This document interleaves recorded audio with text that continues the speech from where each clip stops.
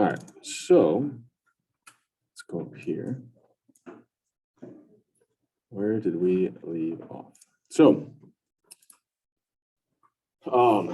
after last class, I kind of put together and put it up there. I didn't mention it in class, but I put up the next Connect assignment. So you probably won't be able to get a whole lot done on it, after last class, but I wanted to make sure I got it up there so that as we work through material this week, and next week, you can start tackling that assignment, because it's not going to be due until after spring break. We kind of get this disruption, and so if you don't work on it at all and then come to work on it after spring break, you're going to be even one more week further removed from when we went over the material. So I wanted to make sure I got it up there. So if you want to, you can kind of start working through it. Right? Now, we'll also get on Monday. I don't think we won't get to Excel today. I thought we might, but based off my last section, I don't think we will. And so we'll probably go over Excel on Monday, and I'll probably get the next Excel assignment up, which will also be due after spring break, but you can kind of start taking a look at that one too as we work through material next week. Okay. So we left off talking about these Z-scores, and I think we kind of already had done this, but I can look up a Z value on that table. The table will always give me the area to the left. Okay. So if I know the area to the left of that Z value of 1.29 is approximately 0.9, what would the area to the right of it approximately be? Yeah, the area under the curve is 1. So we said we just have a little bit more work to do, which is just subtract it from 1. Okay. So that table acts as a cumulative density function. So kind of like when we're using that binom.dist function in Excel, I can always get the area to the left. I can always get the cumulative probability. But if I want the area to the right, I have to use that cumulative density function and then subtract it from 1. Okay.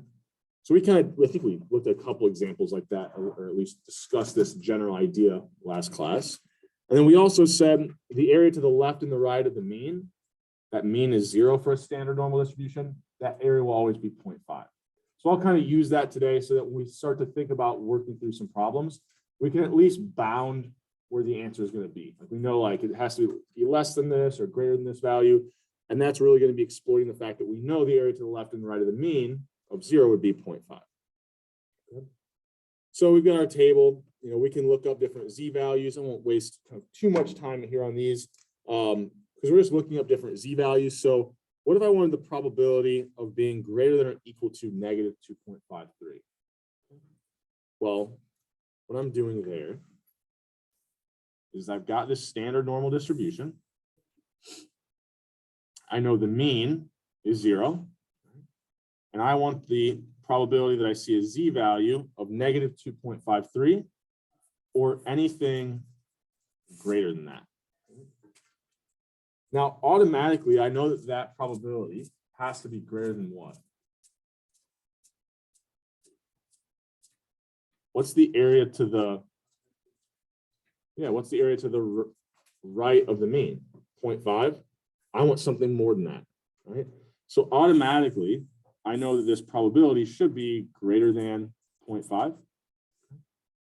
Now, when I look that Z value up in the table is going to give me the area to the left, the cumulative probability. So once I find this, how do I find what I actually want, which is the area to the right? Yeah, 1 minus that. So we'll go to the table, we'll look up this negative 2.53, kind of a reminder of how we even use this table. So I scroll up here, right? The table always gives me the area to the left of whatever Z value I'm looking up. So here, negative 2.5, I use the row headings to look at my first decimal. And then I use the column headings to look up my second decimal, which is negative 2.53, right? So negative 2.53, the probability of seeing that or anything below it is 0.0057, right? So I just found the area to the left. I want the area to the right. I just subtract that from 1, right? Okay. Now, one thing that we'll notice up to this point, at this point, and we're not super familiar with this yet, but we knew that this had to be greater than 0.5. And by the time you start to get like 2 standard deviations away, that's starting to become pretty unlikely, right? So we said last class, the probability of being in between two standard deviations above and below is like up to like 0.99 or 954 or something like that. And so we should think the area to the left of negative 2.5 is going to be pretty small. Being more than 2 standard deviations away from the mean is pretty far. Right? So when I'm looking at these potential answers, like I said, we're not probably completely familiar with this yet, but if I knew that that probability had to be, we said, greater than 0.5, automatically I can rule, I mean, C doesn't make sense. It's a probability. It has to be greater than 0. This isn't greater than 0.5. Only A and D would actually be greater than 0.5. And in fact, A is just barely greater, right? So what would have to be true if the answer really was 0.505 or whatever it was? We'd have to be looking at a Z value just barely to the left of the mean, right? Because that area to the right would just barely be above 0.5. So maybe negative 0.1 or negative 0.2 there. Like I said, as we go through more examples, I think it'll be, you'll get a little bit more familiar with like how far away from the mean is like being really far.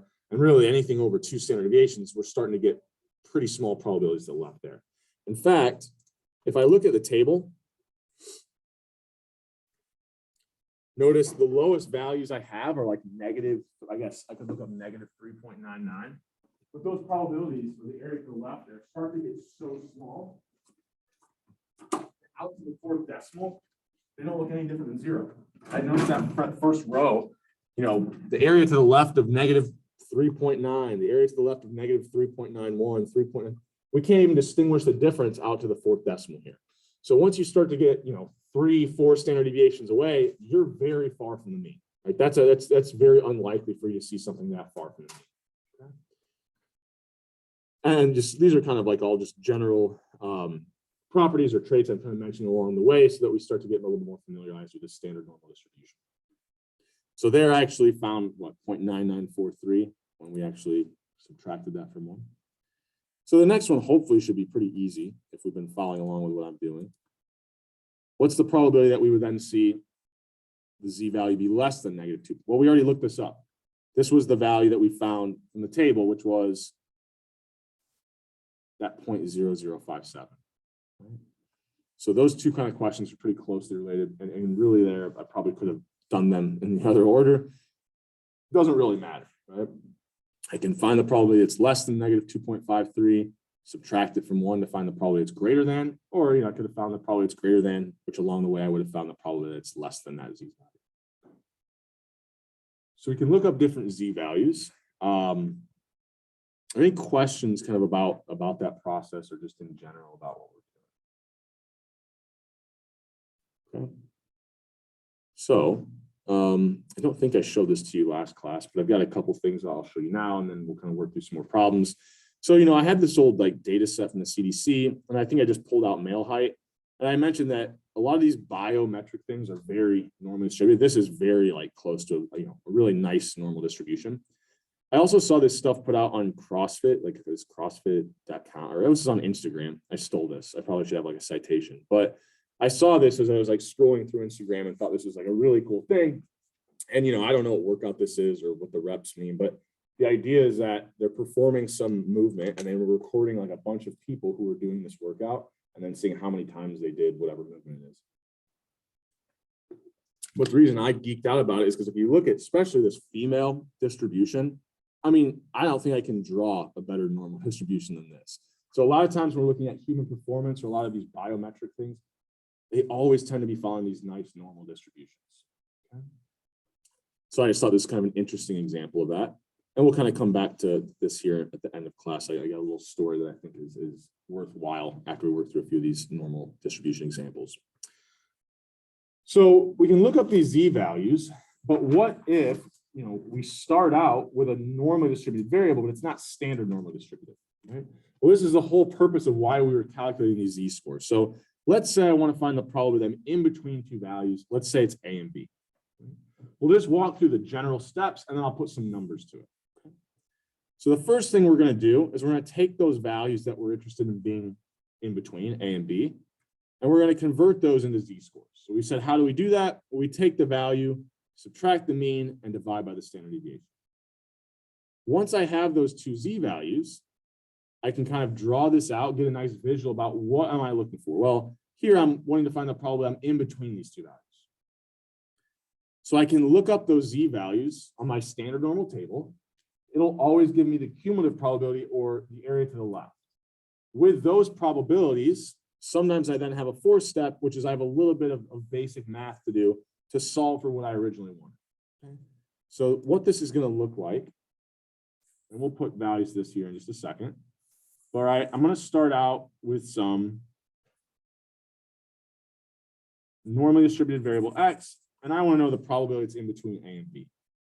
So what I'm going to do is I'm going to convert those values into something I know that will be standard normally distributed, which is my Z values, right?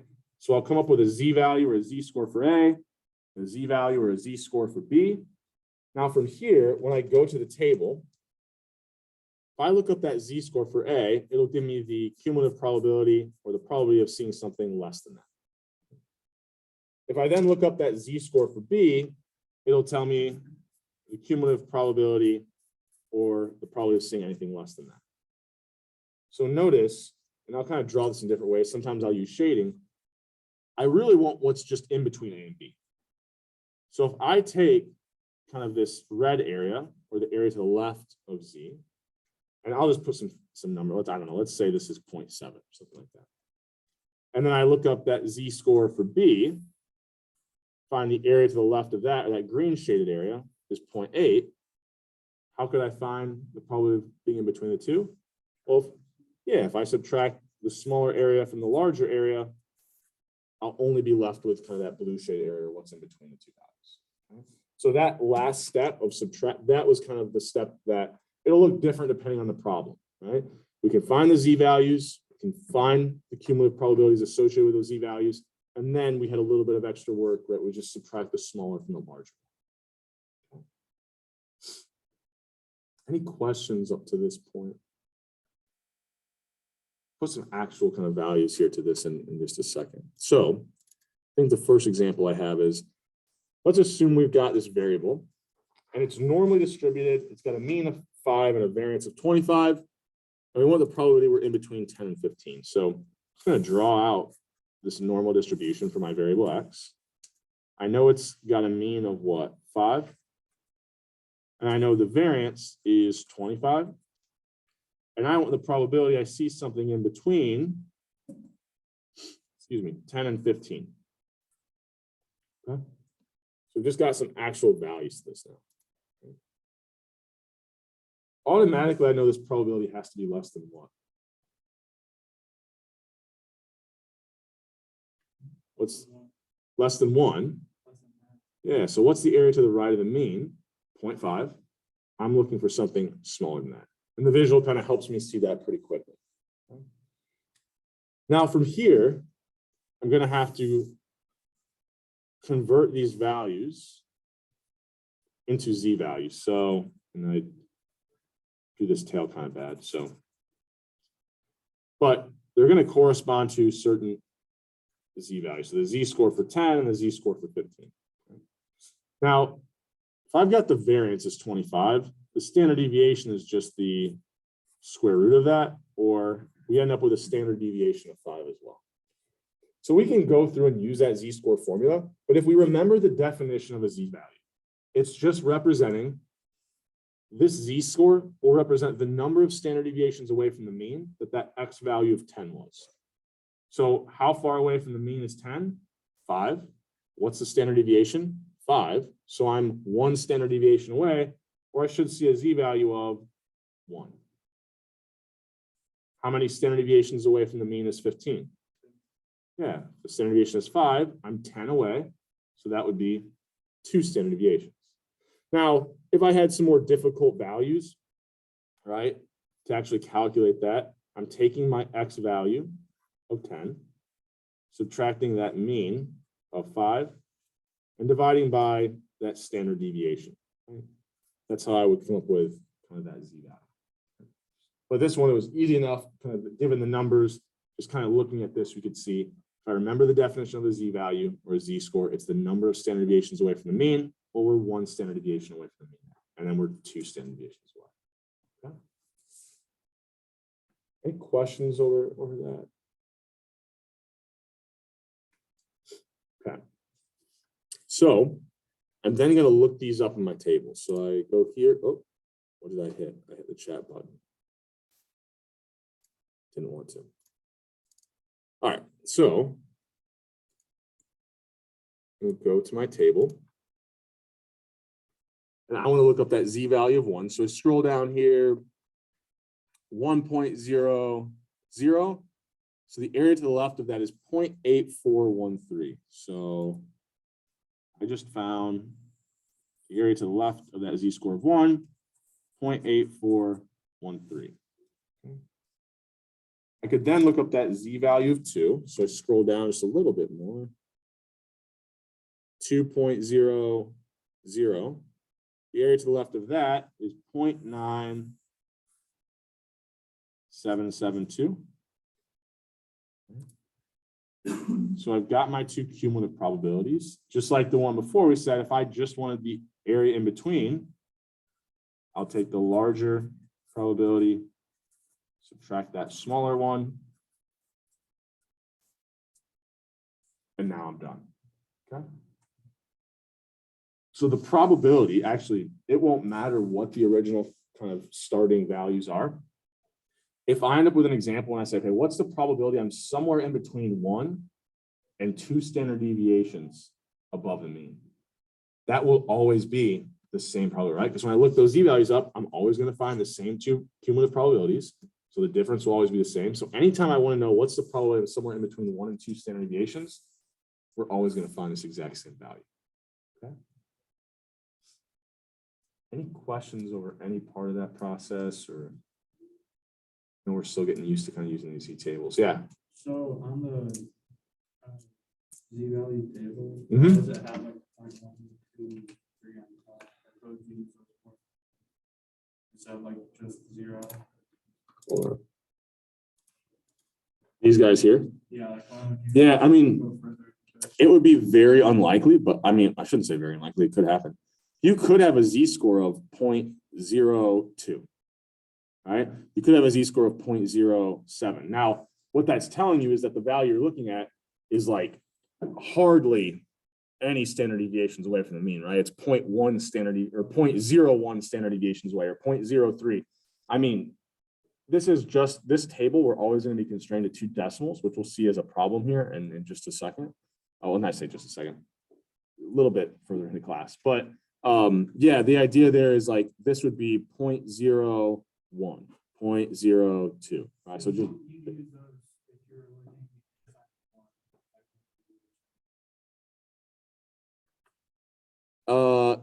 you'll use those only if your Z value corresponds to being 0.01 or 0.02.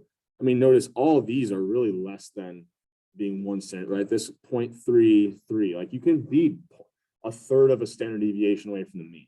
Now, a lot of the examples I'm using right now, we're you know, a much higher amount of standard deviations away, because that's a little bit more practical, and also kind of to prevent confusion. Like, it does get difficult when my Z scores get below 1, because it's easy to confuse my probabilities and my Z scores, right? So for instance, a Z score of 0.25, the probability of seeing that or anything to the left is 0.59. So those are both less than 1. It gets a little bit easier to confuse them. We know that the probabilities can never be greater than 1, but Z scores can go anywhere from negative infinity to positive infinity, theoretically. Like theoretically, I could be 1 million standard deviations above the mean. I mean, the probability of being that far is like so infinitesimally small, but theoretically we can see Z values be anywhere in that range. They can be less than 1, they can be between 0 and -1. Yeah, and I know it gets a little bit tricky there to kind of like mixing up maybe probabilities and Z scores when the Z score is less than 1. But it can be, right? We can be half a standard deviation away. Does that kind of get at your question? Okay. Any other questions at this point before we keep moving? Okay.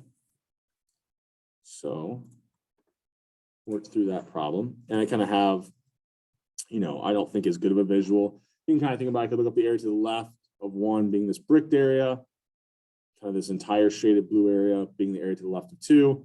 I just want what's in between, subtract the lower bricked area from the larger light blue area, and I'm left with just where they don't overlap.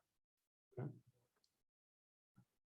All right, let's think about a different example. So Indiana weather. So we'll do a couple examples here with weather today, and that's kind of the data file we'll look at on Monday.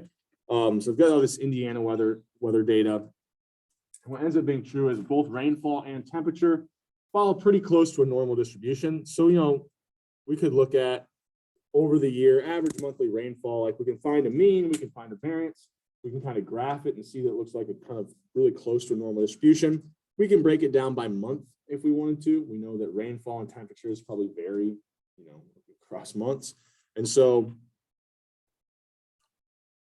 if I just plot monthly rainfall for like the last 100+ years in Indiana, it's very, it follows a really close to a nice normal distribution. You got a little bit of a weird thing going on in this highest category. But if I was to create like another category out here, it'd be kind of trail off. So we got a pretty close to a normally distributed variable, right, which is monthly rainfall. We then can kind of go back and look at an interesting example, which is 2012. So there's some climate data center that put this little graphic out. We don't have to spend much time on it, but it's the idea that in 2012, like there was areas of Indiana that were really hit by drought, right? Very little rainfall in that summer, or in June of 2012. In fact, even more support. I got the data. I kind of did a little timeline here. Notice like in February to June, in these months, you kind of get this spike in rainfall. Then you go to the next year, February and June, nice little spike in rainfall. Next year, February and June, nice little spike in rainfall. Next year, February and June. Not only is there not a spike, it actually goes lower, right? And so this was a very unlikely event, but how unlikely was it, right? How likely or unlikely was it we saw rainfall be this low or anything lower? Okay. So that's the motivating example. So I might have something like this, right? I know that average monthly rainfall is pretty normally distributed. And so I can think about this normally distributed variable that has a mean of 3.4. Why is this not? There you go. So we got his average monthly, and I'll zoom on this a second. We've got this random variable x, which is monthly rainfall. It's centered around that mean of 3.4.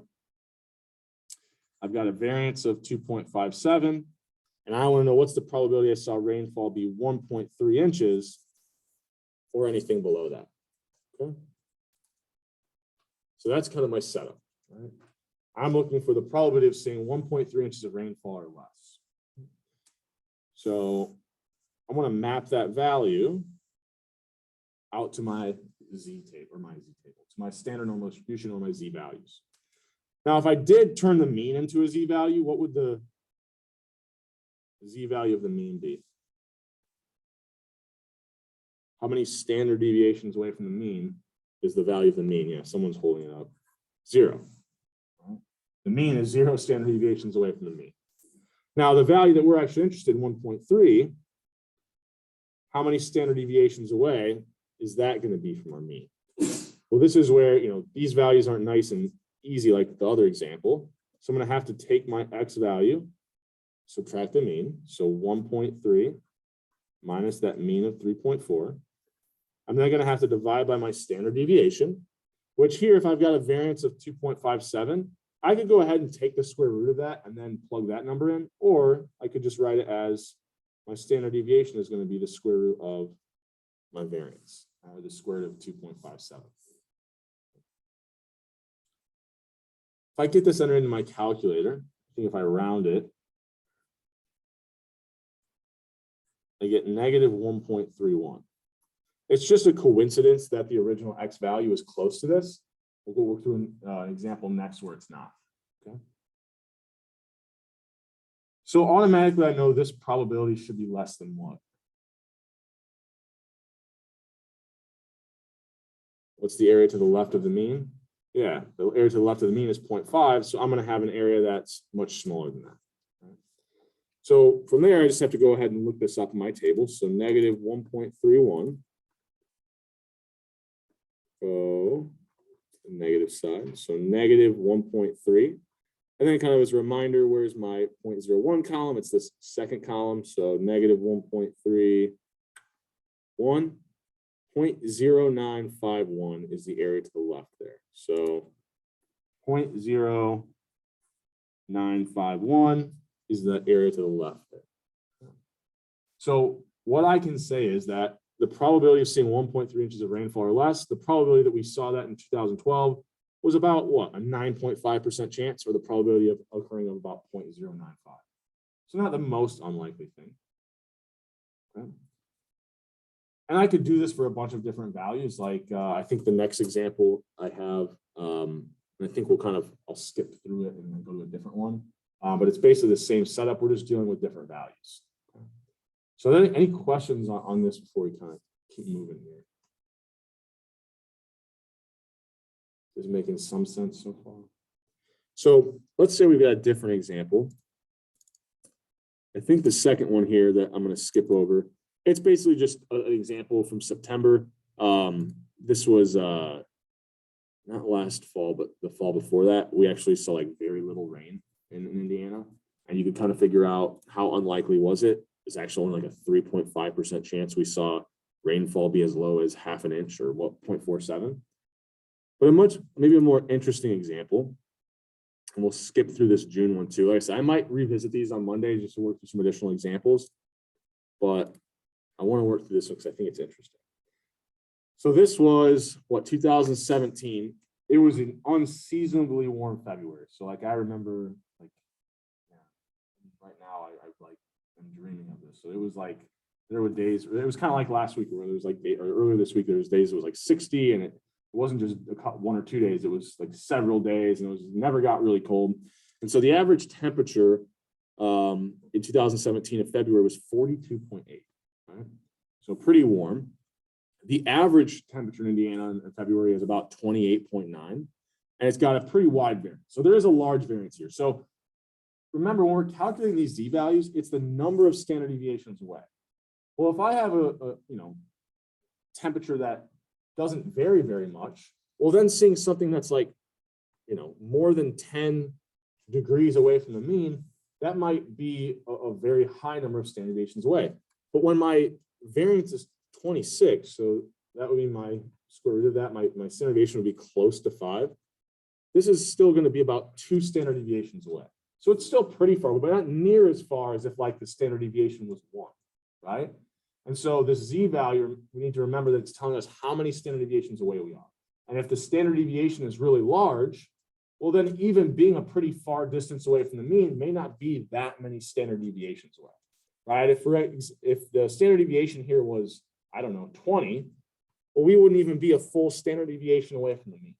So we're kind of keeping this in mind, but let's kind of set this up, okay? So we've got February temperature. Temperature follows within a month. If we're looking at any 1 month, pretty close to a normal distribution. So this is what, 28.89.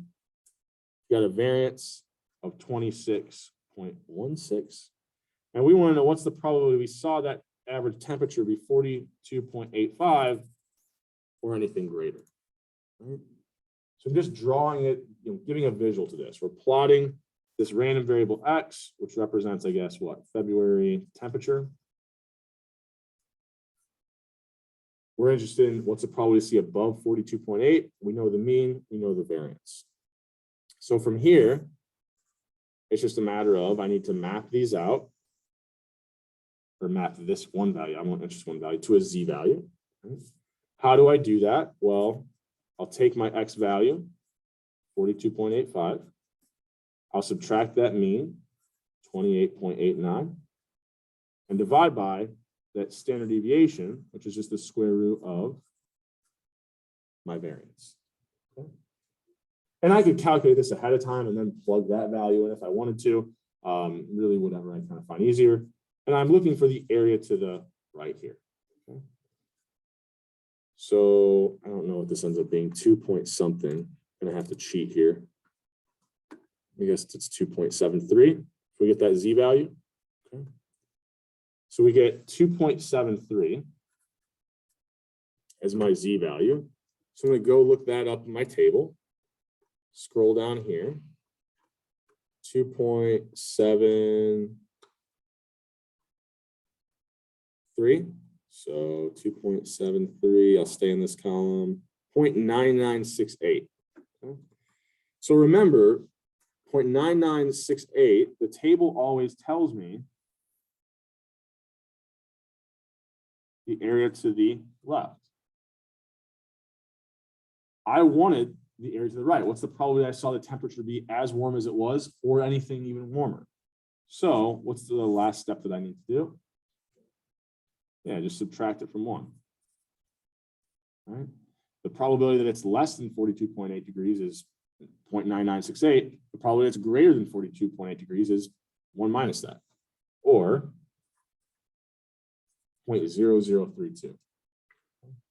So the probability I saw 2007 or February 2017 be as warm as it was, or anything warmer, the probability is 0.0032. So really, a 0.32% chance by just moving that decimal 2 places. So, I mean, very, very unlikely that we see, that we would see temperature be as warm as it was then. Okay. Any questions over any part of the process there? It's really the same thing we did in the previous example. We just had this one added step, which was we have to subtract it from 1 because we wanted the probability of being greater than that value.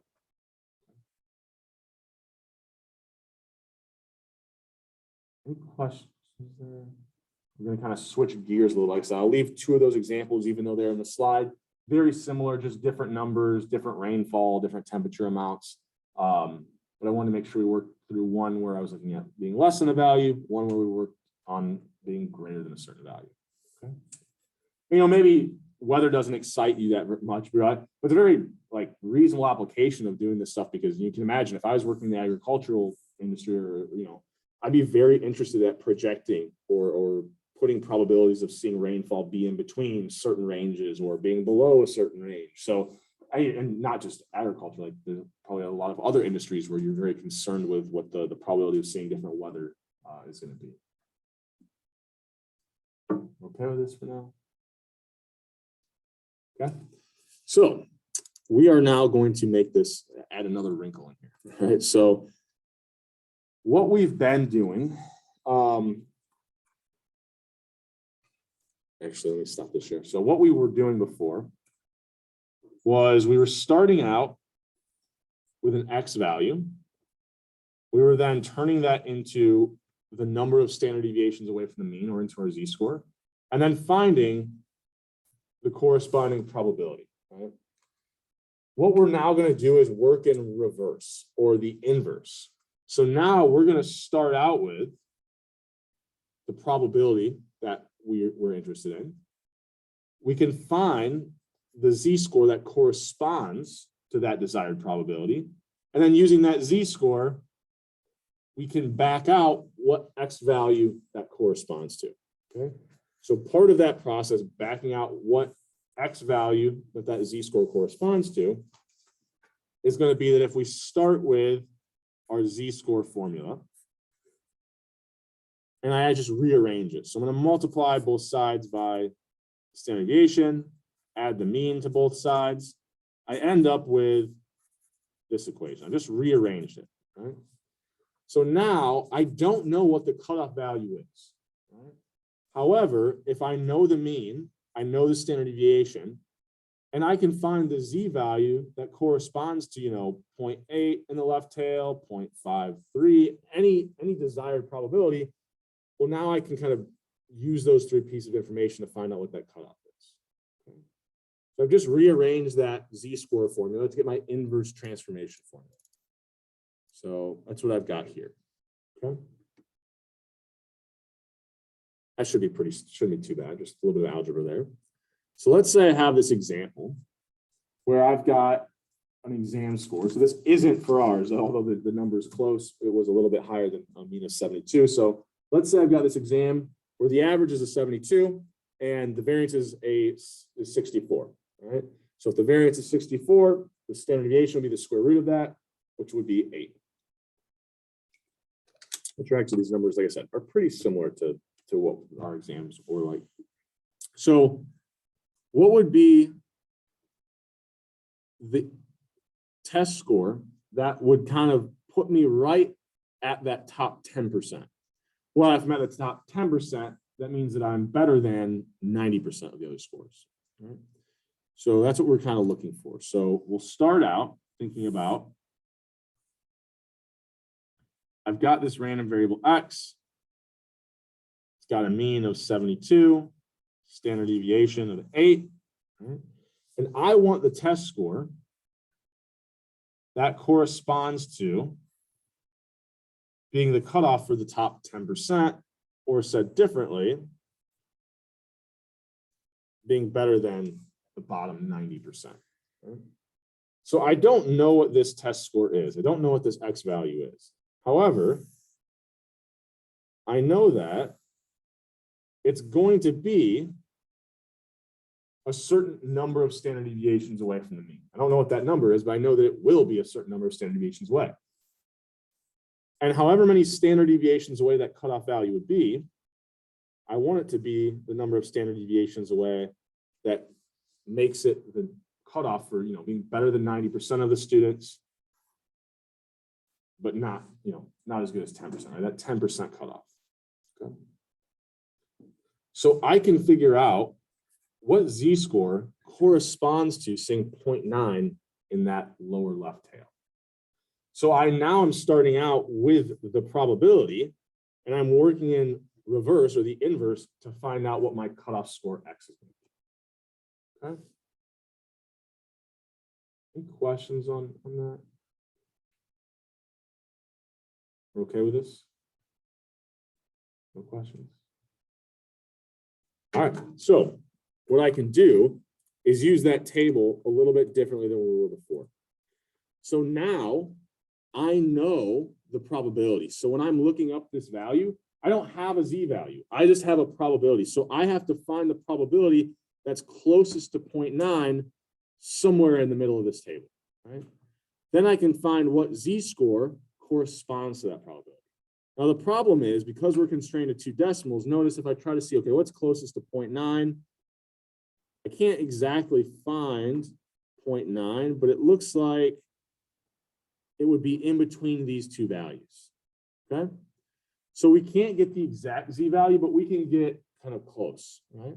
So whenever we have a probability that's not exactly on this table, we find whatever values it's in between, which those would correspond to z values of what? 1.28 and 1.29. We'll always use the higher in absolute value of the 2, so 1.29 here. Right?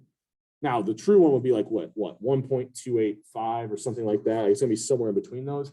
But just for the sake of kind of simplicity, we'll keep it at 2 decimals. And whatever values were in between, we'll just use the z value that's higher. So 1.29 here. Okay. So I just found that 1.29 is the z-score that corresponds to having 0.9 in that lower left tail. I worked in the reverse. And now once I have that z-score, it's pretty easy, right? Because now it's just take my mean, add the standard deviation times the z-value. Well, my mean was what? 72. My standard deviation was 8.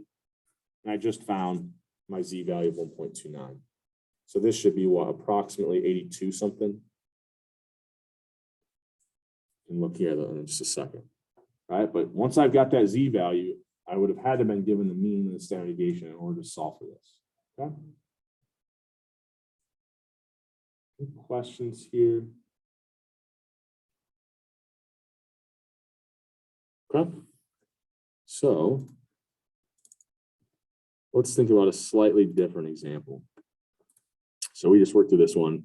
We find that z-value, plug everything in, we get what? 82.34. Yeah, so close to 82. Okay. What if I wanted the cutoff score for the bottom 40%? So if I want the score that would be the cutoff for the bottom 40%, what's that going to look like? So I've got this variable x. Didn't change anything. It's this exam score, so it's still got the same mean, still has the same variance. But now I want the cutoff for the bottom 40%. So I'm going to say, okay, what x value would be better than 40% of the other observations, or the area to the left of it being 0.4. Right? Now, why do I know I can draw this X value to the left of my mean? If the probability I'm interested in is 0.4, what's the area to the left of the mean? 0.5. So I know that the cutoff value X that would give me 0.4 and that left tail has to be something below the mean. And that's why I knew I could draw it there. I wasn't like plotting it over here or something like that.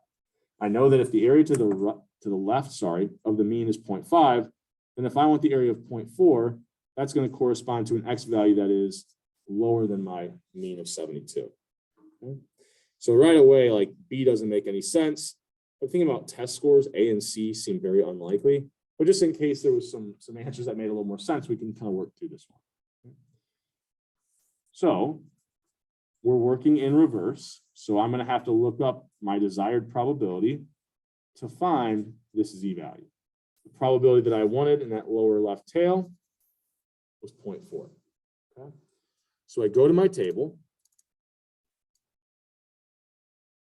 I want to find what? So this is what I don't want to do. I don't have a Z value. So I don't want to look up 0.4 using my row and column headings now.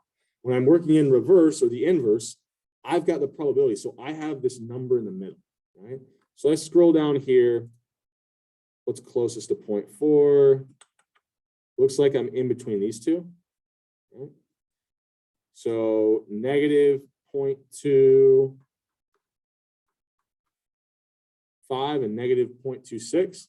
So these are negative. So I said I always use the higher in absolute value. So I would use negative 0.26 here. Right? So I'm in between negative 0.25 and negative 0.26. I'll choose the higher of those, or higher in absolute value, which is negative 0.26. So now we've got a situation where my Z value is less than 1. Right? It's dealing with these decimal values. So it can happen. Right? So now that I've got my Z value, though, the rest of it's pretty easy, right? I can find that cutoff value for that corresponds to being 0.26 standard deviations below by taking that mean, right, and going negative 0.26 standard deviations below, right? And this ends up being, I think, like 69 point something. Got it in the slides here in a second. Is this clear? Are there any questions? Kind of, yeah, it's a very similar process. It's just like we're working in the reverse order. Okay. So this is the process you would use if you're ever given, like, you know, the probability, or you know the area in the left tail. You want to kind of back out what the cutoff value for the original variable X is that corresponds to that. Okay. So if we actually do that, what do we get? We get 69.92. Okay. Any other questions up to this point? Got a couple more things I want to say before we get out of here today, but I'm going to stop here just in case there's a question. Okay. So we're dealing with this normal distribution. One thing I thought that was kind of interesting that came out of playing around with some data I had was this, right? So I've always, I have this powerlifting data set. I don't know what to do with it. I've used it a little bit in my classes, but I don't have like a good question I can answer with it. But I was just kind of looking at it the one day, and one of the lists that they do in these competitions, so this is competition, powerlifting competition data, is the deadlift. And so I just kind of looked at male and female kind of weight lifted here, and kind of did like a little distribution. You'll notice it's pretty close to normal, but I've got like a little bit longer of a right tail. So one thing that would be interesting is, like, I'm assuming this is a normal distribution, even though it does look a little skewed. But the reason why is if it's powerlifting competition, what's probably true, if I could force everybody to do this lift, the people that didn't compete are probably going to have like lower numbers on average than the people that did, right? So I'm probably like missing people on my left tail here because they didn't sign up for a powerlifting competition. So, you know, I probably have a really close to a normal distribution from this human performance measure once again, right?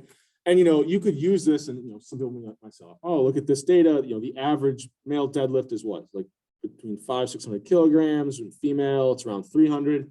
Like, men are way stronger, right? I could maybe make that, or maybe someone makes that claim. Well, that's, you know, a little bit ignoring the fact that if I look at the data, there's a lot more 400-pound men in that data set than there are 400-pound women, right? And if weight, body weight influences at all how much weight they can lift, we're not accounting for that, right? So we don't have the right statistics. So what's interesting is if you grab this kind of statistic that they come up with called the Wilks, which is really just trying to give you some measure of like per pound of body weight, how many pounds you lifted, right? So you're accounting for the fact that like someone who weighs 120 pounds isn't going to lift as much as someone who weighs 380, right? So you kind of like almost like to think about it as like divide by their weight. So you get a per pound measure. If you then plot that, I mean, these look real. I mean, this one for men is very nice and perfect normal distribution.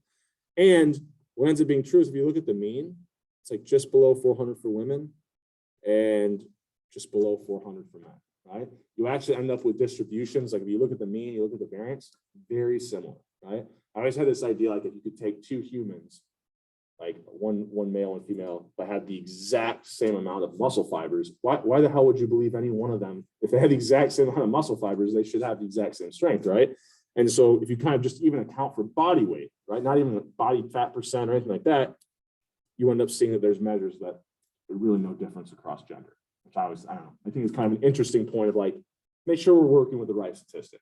And eventually we'll say like, we got to control for factors and we eventually end up with regression, which relies on this normal distribution stuff that we're doing. So I just thought it was kind of an interesting kind of point to make at this point. And I'll leave you with, we'll kind of look at Excel, how we kind of use Excel instead of use the table. We can use like a built-in table in Excel. We'll do that on Monday. And then I have a meme, maybe, I don't know, you can use it this weekend. So if hotness was a normal distribution, you'd be 3 standard deviations above the mean. I always said like the better version of this is just to come up and tell someone they're a Z-score of 3. And if they don't know what that means, then just walk away. So maybe it'll work for you, maybe it won't. But have a fun, safe weekend. And I will see you guys next week on Monday.